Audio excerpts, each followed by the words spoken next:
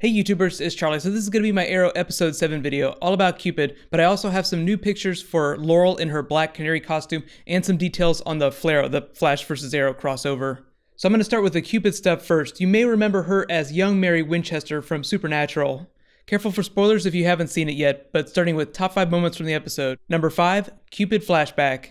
I think the reason they teased Cupid in the last episode was because they wanted to open with this flashback and didn't want to have to add another scene explaining who she was. I'm totally a fan of this. It means we can just get right into the action at the beginning of episodes. Her origin story on the show is really close to the one in the comics. Few minor changes. Oliver saves her life. She develops an obsession for him. It's pretty simple.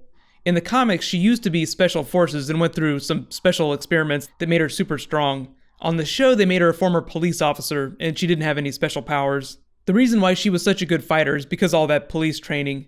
And presumably, she'd been in training since the moment she picked up that arrow at the end of Season 2. Number 4, Team Arrow versus Team Cupid. Was it not creepy how Cupid and her CI were like this bizarro version of Oliver and Felicity? Looks like them having sex did not end well. Be forewarned, Felicity shippers, this Cupid scene was definitely pointed at you. That whole scene with Oliver explaining about having to be alone, totally a manufactured Felicity moment, quote unquote, but I thought it totally worked. She and Oliver just slowly coming to terms with the reality of their relationship. You have to remember that they have not really dealt with their relationship, so to speak, since the end of episode 1. The Cupid fight scene, totally amazing. Arrow always has the best fight choreography, so that's no surprise. Favorite stunt though was when Cupid kicked the grate loose and they dropped down. Oliver had to dislocate his own thumb to get loose from those cuffs. Every time I see a character do that in a TV show or a movie, I wince. If you ever saw that Vin Diesel movie Pitch Black, he popped both of his shoulders out of their sockets. The way they left the character, totally cool. The actress teased that she might be coming back before the end of this season. I mean, it'd be the back half of the season. In case you missed it, they totally gave Harley Quinn a shout out, just saying that Cupid was replacing the last woman that they had. It kind of sucks because it makes it sound like Harley Quinn's never going to be on Arrow.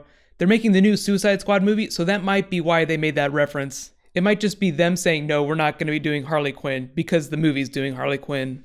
Number 3, Oliver and Katana team up. We finally get to see Katana in action and get some backstory. Her explanation fits with her comic book story. She didn't really get into great detail, but I expect the show to dedicate an episode to explain who she and Maseo were running from. In the comics, she doesn't actually become Katana like the superhero Katana till after something really crazy happens, and I don't think that Arrow would have cast that character if they didn't intend on doing that. I don't want to get too crazy with comic book spoilers, but if you know all about Katana's backstory in the comics, I expect some of those really big things to end up happening, minus the Soul Blade. If they didn't give Cupid powers, I don't think they're going to give Katana a Soul Blade. Long story short, Katana, total badass with a sword. I cannot wait to see a character with a sword on Team Arrow. She will show up in modern day at some point, so expect her to fight some other characters that also wield swords. Number 2, Ray Palmer and Felicity. This was probably agony for Felicity shippers, but let's be real. Ray Palmer is not doing anything wrong. He's not a bad character, but he does have an agenda he's not telling everyone else about. The information about his suit and his special plans is stored on their servers, so I'm wondering if Felicity is going to discover it at some point, or if he's going to appear to them in costume. At some point, Ray Palmer will interact with Team Arrow in his Atom costume. Very special thing, getting yourself a shiny new suit. I would say his face in that scene looked a lot like Felicity when she got that $10 million necklace and when Roy got his Arsenal costume. We can all laugh about that for a second, but let's talk about the Iron Man suit. It's called an ATOM exoskeleton. At some point, they'll totally explain what that acronym stands for. If you listen carefully, you can hear a new music cue playing underneath it when they're revealing the suit. That's his Atom theme. Like Oliver has an Arrow theme, Barry Allen has a Flash theme. Superheroes get their own theme music. His theme even sounded like it had a few cues from John Williams' Superman theme, which I think is kind of funny. It's just a coincidence that Ray Palmer's colors are like Superman's colors, but I do like the imagery and the parallels to his previous work inside the DC universe. What I'm expecting is that we'll see the suit teased in episode 9. He won't actually be in it, we'll just see it in real life, like he'll have finished making it. And, my number 1 moment, Captain Boomerang Flaro teaser. I get a lot of questions about what Flaro means. Just to clarify, that's the hashtag for Flash versus Arrow. You really just see it on Twitter, so if any of you aren't following me on Twitter, you can actually find links for that in the description. The person we saw was the Digger Harkness, Captain Boomerang. He's going to be the villain of the crossover episodes. He actually worked with Manu Bennett on Spartacus, so it's like they're keeping it in the family. Both of those characters were part of the Suicide Squad. So they are going to do some Suicide Squad stuff during the crossover episode. The reason they picked him as a villain is because he's primarily from the Flash comics, but he was also part of the Suicide Squad. They're doing the Suicide Squad on Arrow, so he fits better than most of the other villains they have. In the first part of the crossover, Team Arrow's got to go to Central City to get information on him. Then in the second part of the crossover on Arrow, Team Flash is going to come to Starling to help take him down. So be sure to watch that. That's in 2 weeks. It'll be episode 8 of both shows. Outside of that, Rainbow Raider is supposed to be in the Flash part of the crossover. There'll probably be some other characters in the Arrow side of the crossover. It's called The Brave and the Bold, so think of it as like a mini Justice League episode. Let me know though, what was your favorite moment from the episode? And here's my big question for you guys. How badly do you want to punch Thea's douchebag DJ in the face? He can be Roy's new training dummy. Just picture Roy doing this on his face. As you can tell, I was not a fan of his character. Overall, I love the episode, and I love the way that they used 2 episodes to set up the Cupid character. It's slightly different than the way they've done it before. They've done that before in slightly different ways, introduce characters and then turn them into something bigger later on. It's just more evidence that they're going to use Cupid in a bigger way in a future episode.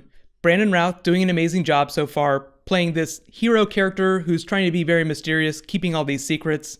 If you wondered why he pulled away from that Felicity kiss, it's because he's on the same arc as Oliver. So the reason that Oliver's not with Felicity is the same reason that Ray Palmer is going to try and stay away from Felicity, but they're both attracted to her. And who wouldn't be? Felicity looks amazing and is probably the smartest person you would ever meet.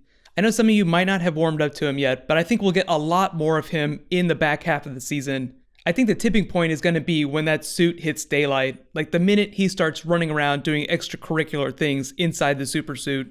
As much as he and Oliver are loners, they really are family men. I think we just haven't learned a lot about Ray Palmer's family life. There's a big tragedy in his backstory that they're going to explain in a future episode, but Oliver, of course, takes himself to Diggle's. Diggle is his family. So it's kind of like Lila and Diggle have adopted Oliver as like a younger brother. Oliver and Roy, too. I love the way that they're able to mirror arcs between characters. Like they mix and match things. Like Oliver and Roy have their love troubles. Oliver and Ray Palmer have their hero arcs. Just try to keep your eyes peeled for stuff like that in episodes. The writers do a really good job of tying everything together. The only thing that I was disappointed is that they kind of teased a battle between Cupid and Thea and didn't deliver on it. Like she went into the club, I thought she was going to cause some trouble so that Thea could show off her skills. Don't worry though, that moment is coming. So, Black Canary stuff. They posted some new Laurel pics of her in the costume with the wig on. This is somewhere between episode 10 and 12. They didn't say specifically what they were filming. Katie Lotz made some funny wig comments. She said that her wig, her canary wig, was a little more Dolly Parton, and that she liked Laurel's wig, the straight hair, a little bit more. But every time you watch Katie Lotz now in costume in her old episodes, just think of Dolly Parton and laugh a little bit. In addition to that, Jessica DeGao, who plays the Huntress, is being screen tested for the lead in Marvel's Jessica Jones Netflix series. I don't know if she'll get it because Alexandra Daddario is also testing, and I feel like she's going to be the favorite, but I'm definitely rooting for the Huntress. That show's supposed to premiere in late 2015, but I'll provide some more updates in separate videos for that. I'm also posting a Q&A for this tomorrow just like normal, so leave all your questions in the comments.